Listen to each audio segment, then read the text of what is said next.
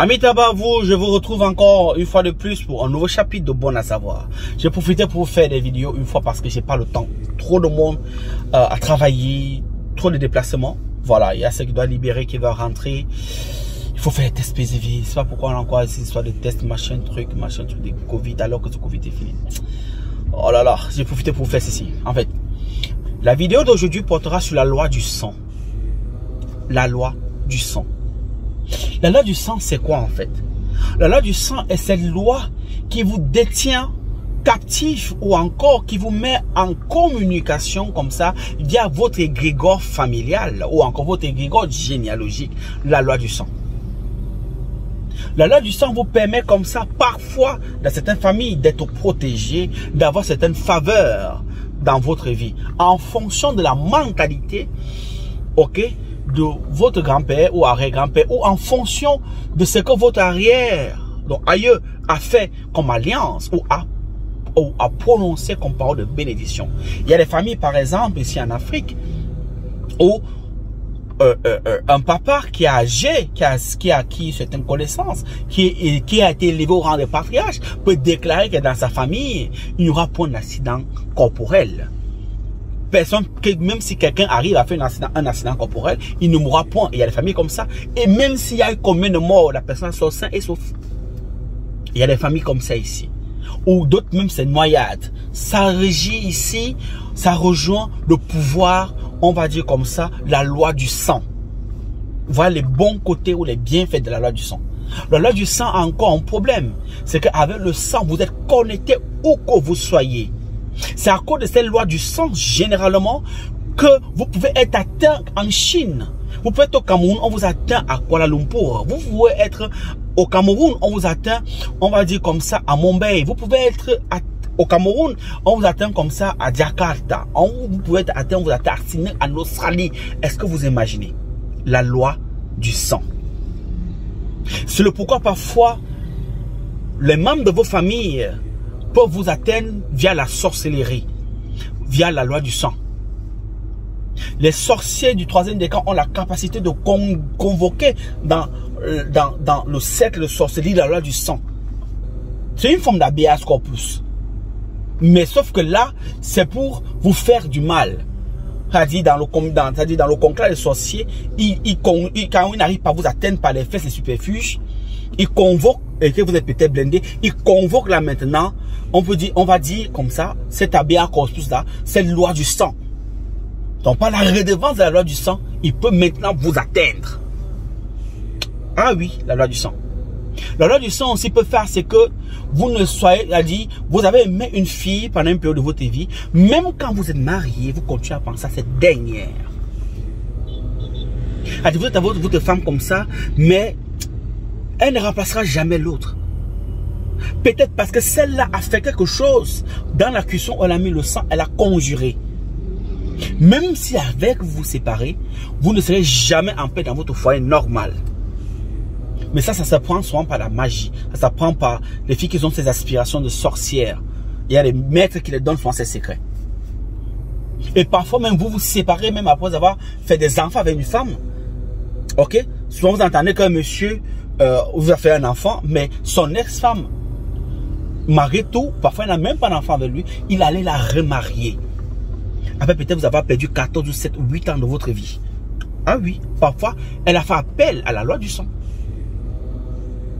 Peut-être pendant qu'ils étaient ensemble, elle a fait ça. Elle s'est souvenue.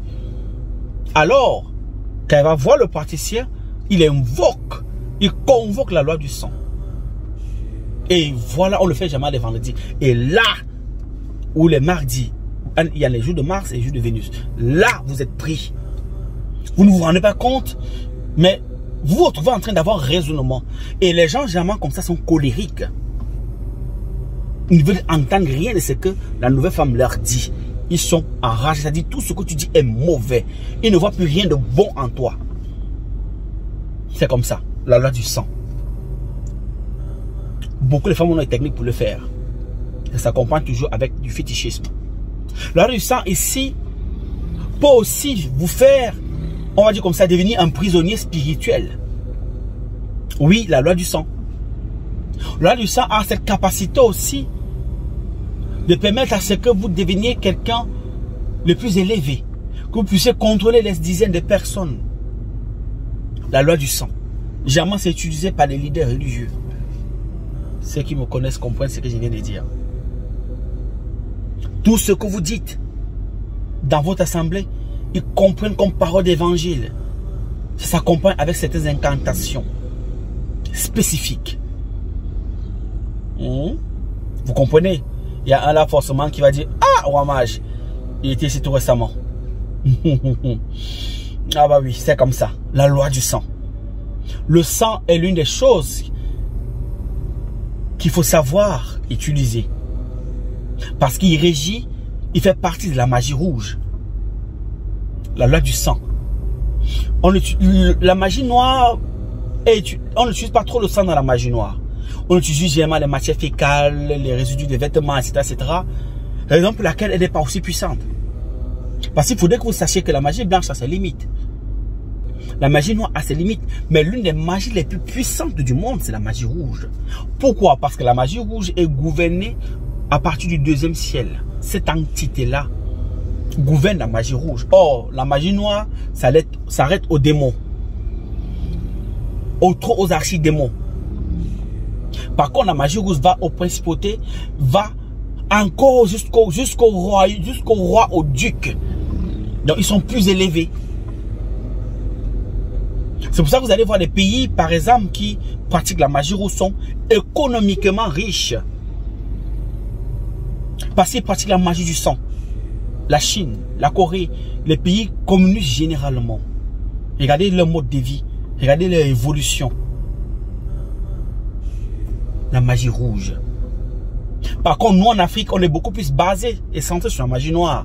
Du coup, la magie noire ne te donne pas la richesse physique ici. Et même quand elle te donne la richesse physique, elle est éphémère, elle est en coûtant et puis tu meurs. Vous savez que les sorciers sont pauvres. Parce que souvent vous posez des questions, mais il ment son enfant, il tue son fils, il a tué sa fille, il a sacrifié, mais il est pauvre, il a une maison pourrie. Sauf que la maison pauvre que vous voyez là, dans le domaine spirituel, c'est peut-être égal à un château de Versailles. On va dire comme ça. Ou au palais de Toudi ici. C'est-à-dire dans le monde physique, elle est pauvre. C'est-à-dire vous voyez une maison qui va tomber, mais elle a sacrifié ses enfants. Mais dans le monde astral, elle a des maisons de ouf, elle a des voitures dernière génération, des Bentley, des Rolls Royce qui ne sont même pas encore sortis. Elle a des employés, des servantes, elle veut la royauté totale. Mais ici, elle est dans la misère. Ce type de personne, il ne faut même jamais lui donner votre argent. Parce que même si vous lui donnez votre argent, si vous êtes une personne familière, elle invoquera la loi du sang. Elle mettra par la loi du sang un droit de veto dans le domaine astral et elle va emprisonner vos finances. Donc elle va sécher vos finances via la loi du sang. Et du coup, vos affaires commencent à tomber un à un. Beaucoup croyaient même là qu'en allant offrir les bœufs chaque fin du mois, en faisant ça chaque fin d'année, pensaient que ça allait leur maintenir la richesse. Faux. On ne fait pas sacrifice pour faire. Quand on fait sacrifice, on adresse à une entité. Il y a un code, il y a une façon de préparer la bête, il y a une façon de laver la bête, il y a ce qu'on utilise avant de le faire. Il y a une préparation 3 ou 4 ou 7 jours avant. C'est pour ça que tu es tombé. Donc la loi du sang agit sur la magie rouge, qui est la plus puissante de toutes les magies, qu'on ne vous mente pas.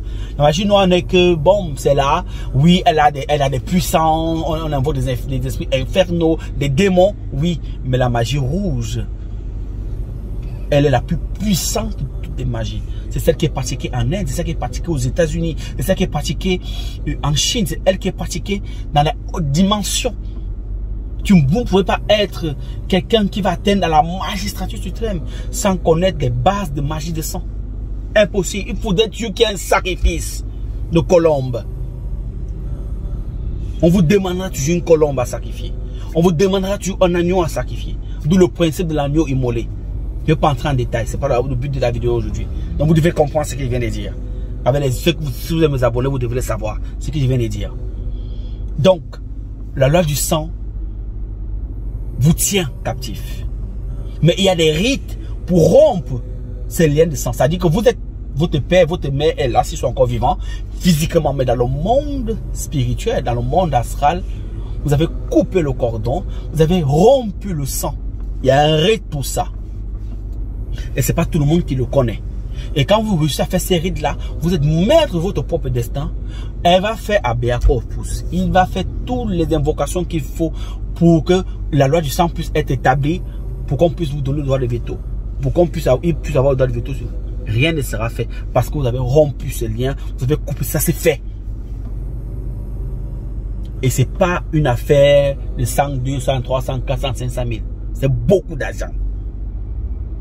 C'est pour ça que vous allez voir encore une raison pour laquelle parfois vous faites des prières, peut-être pour faire sauter un chef d'État, vous faites des prières pour faire sauter certains hommes politiques spécifiques, des années, vous priez pour que telle personne parte, tel directement, il est là, Nkanga, il ne bouge pas. Vous avez même ses frères, vous partez chez les marabouts, vous partez voir des choses pour qu'ils tombent. Vous avez à dépenser des millions, il est là, même pas une gratuité. Certainement, il a rompu le lien du sang. Du coup, ça n'atteint pas par la loi du sang, par la loi du cordon ombilical, par le cordon qui vous lie, par le sang que vous avez été, il est invulnérable. Ah oui, c'est comme ça. Donc, Amitabha à vous, Otep, Shalom. C'est un plaisir de partager ces avec vous. Pour un match de plus de 237, c'est l'Afrique qui gagne. Aigle.